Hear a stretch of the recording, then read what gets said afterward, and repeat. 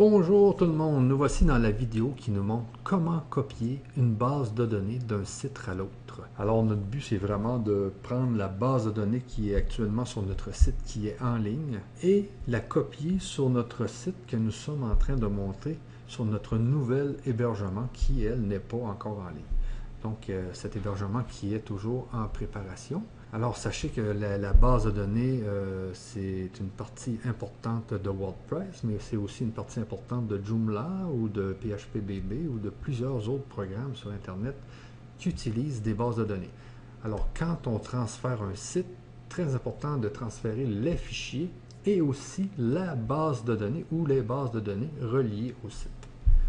Alors moi je vais me rendre tout simplement sur le site, sur mon site qui est actuellement en ligne et duquel je veux copier la base de données, le Technomarketer. Donc moi je vais importer la base de données du Technomarketer.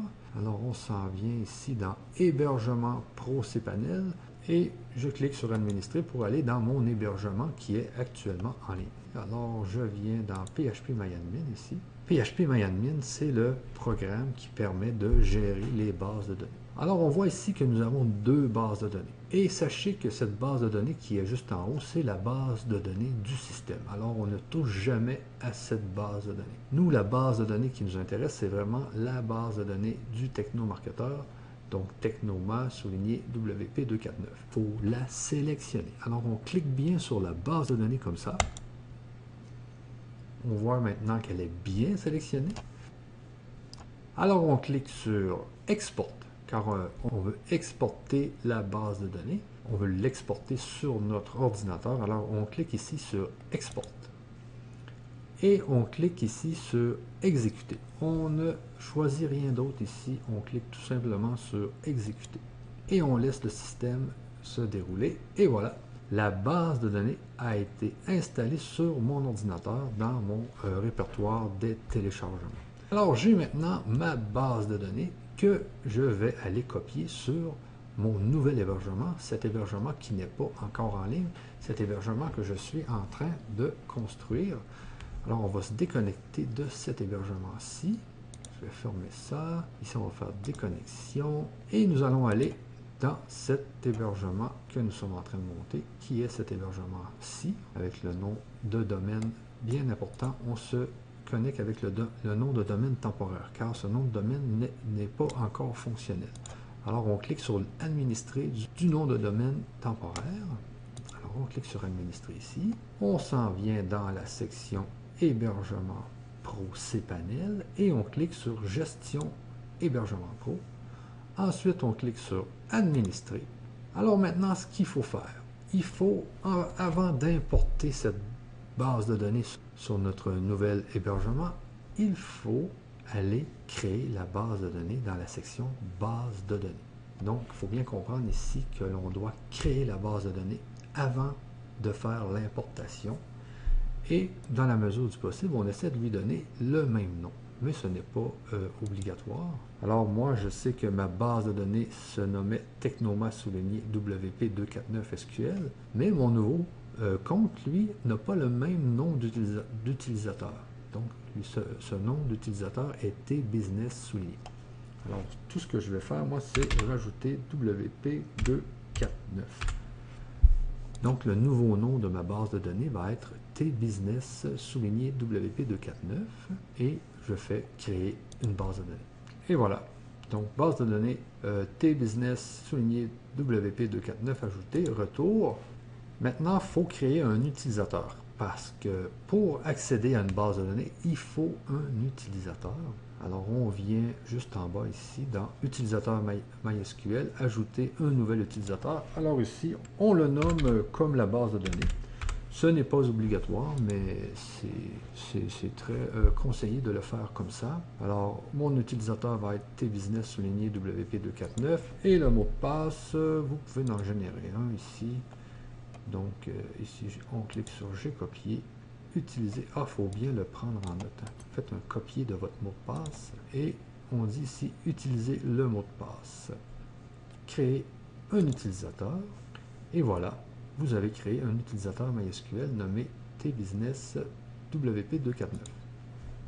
Et voilà, ma base de données a maintenant été créée et l'utilisateur est aussi créé. On prend bien en note son mot de passe parce qu'on va en avoir besoin pour aller configurer notre WordPress après. Alors, nous avons la base de données et maintenant, ce qu'il faut faire, c'est d'importer les données.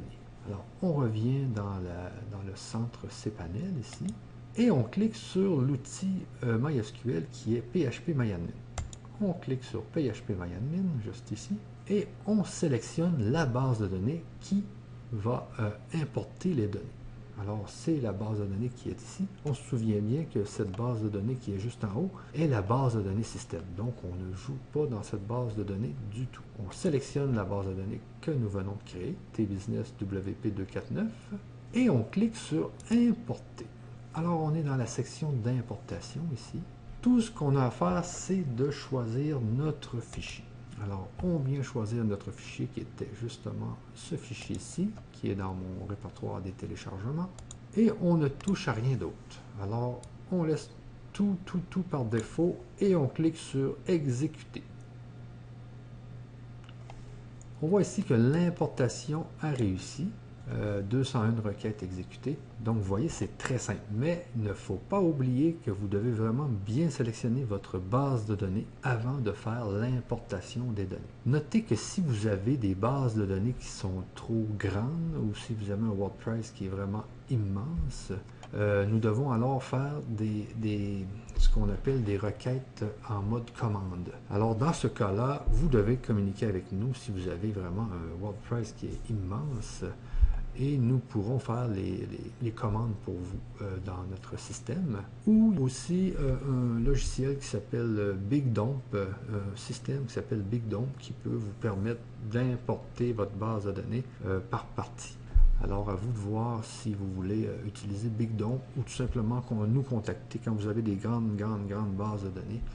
Nous contacter et nous pourrons faire les lignes de commande qui sont justement ici, là, importation et exportation. Alors, on voit un peu les lignes de commande ici que nous allons utiliser si vous avez vraiment des fichiers de base de données qui sont vraiment trop volumineux, excusez.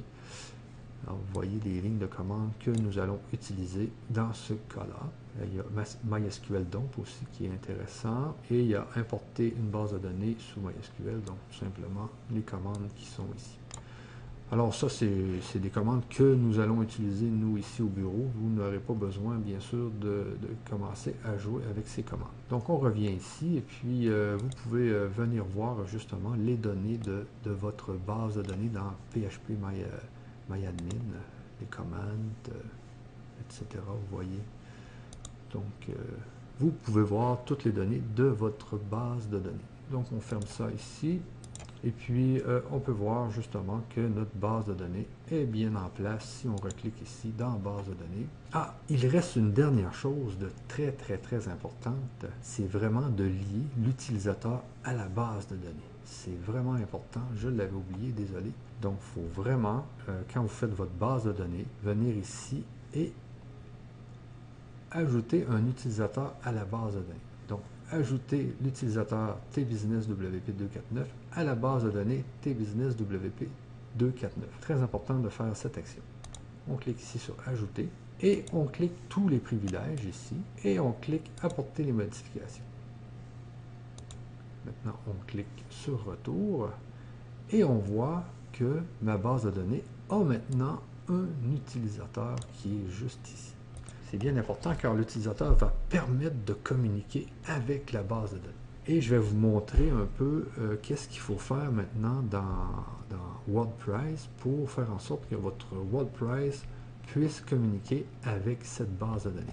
Alors, on reclique ici sur cPanel, on revient dans Gestionnaire des fichiers, dans Public HTML, et puis ici, le fichier WordPress de configuration, c'est wp-config.php. Alors, tout ce qu'il faut faire ici, c'est vraiment de l'éditer.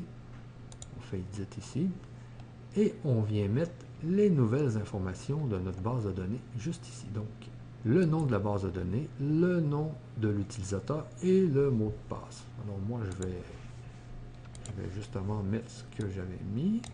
Donc, ce mot de passe ici, je vais le remplacer par ici. Sachez que je vais changer tous ces mots de passe, ça ne sert à rien d'essayer de les utiliser. MySQL Database, donc ici c'est vraiment, nous avons vraiment un autre nom ici qui est le nom de la base de données. Notez que le nom de la base de données et le nom de l'utilisateur sont les mêmes. Alors, ce que je fais dans mon fichier wp-config, c'est que je mets la même chose aux deux places ici. Donc, ça a bien été enregistré ici. Alors, je fais fermer.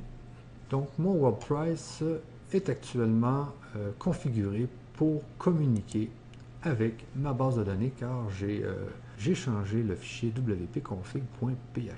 Alors, vous vous demandez peut-être comment je fais pour voir si tout fonctionne bien dans mon importation de fichiers et de bases de données.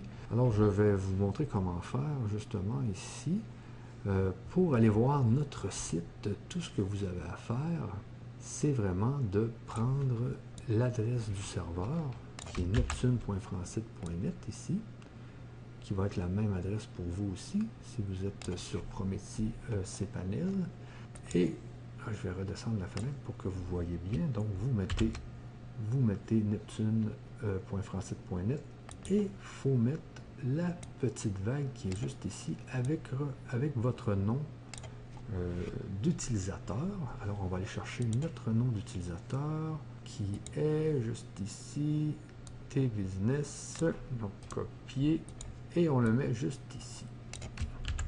Alors, pour voir notre site, tout ce que nous avons à faire, c'est vraiment de mettre la petite vague et le nom d'utilisateur après le nom de notre serveur, qui est neptune.francite.net, et on clique sur Enter. Alors, on voit que actuellement, nous avons, désolé, cette page n'existe pas. C'est parce que WordPress, dans WordPress, il y a une autre petite modification à faire pour que WordPress reconnaisse l'adresse de notre site. Mais pour voir si tout fonctionne bien, on va quand même aller voir un fichier ici qui est le fichier public HTML, qui est le fichier README, me semble. Ok, oui, README.html. Alors ici, je vais y aller avec README.html pour voir si on voit bien. Ah, on voit bien que ça répond bien. Alors, c'est vraiment ici l'adresse du WordPress qu'il faut aller mettre dans la base de données, dans la table WP souligné options. Alors, on revient dans notre MySQL ici. On va directement dans la base de données MySQL. On sélectionne notre base de données que nous avons importée et on vient dans WP options, qui est la table qui va nous permettre de faire afficher notre WordPress avec cette nouvelle adresse. Parce que on se souvient bien, moi j'ai importé la base de données du technomarketeur.com vers le nouveau site que je suis en train d'installer. Mais ce nouveau site n'a pas l'adresse technomarketeur.com, on est bien d'accord. Donc ce que je fais ici, on change les deux premiers enregistrements ici, donc site URL et home. Alors on vient ici dans modifier et on remplace technomarketeur par notre nouvelle adresse qui est, on se comprend bien ici que c'est juste pour des tests et c'est notre adresse test qu'on met ici et on fait exécuter. Donc ça a bien été fait pour notre premier champ et maintenant pour notre deuxième champ on fait la même chose et on fait exécuter ici. Je viens d'indiquer à WordPress qu'il a maintenant une nouvelle adresse et je peux retourner sur ma fameuse adresse ici, j'enlève le README et est-ce qu'il va encore nous dire que le site n'existe pas? On clique ici comme ça et on voit que c'est mon WordPress qui est apparu. Alors on voit bien ici qu'on a le même site que sur le site du Technomarketeur. Si je viens sur Technomarketeur ici, alors ça c'est mon site qui est actuellement en ligne. Et ça ici, c'est mon site qui est actuellement en construction. Alors vous voyez que c'est assez simple quand même, il n'y a pas beaucoup d'étapes à faire, on transfère, on copie vraiment les fichiers et ensuite on copie la base de données.